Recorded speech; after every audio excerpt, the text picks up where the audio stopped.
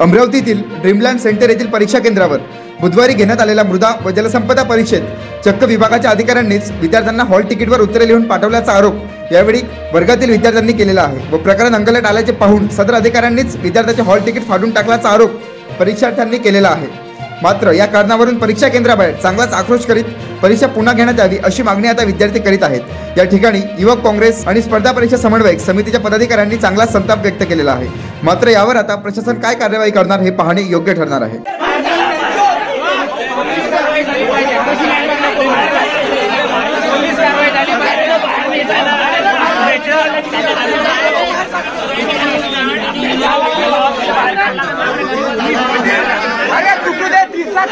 नवीन लावतो म्हणा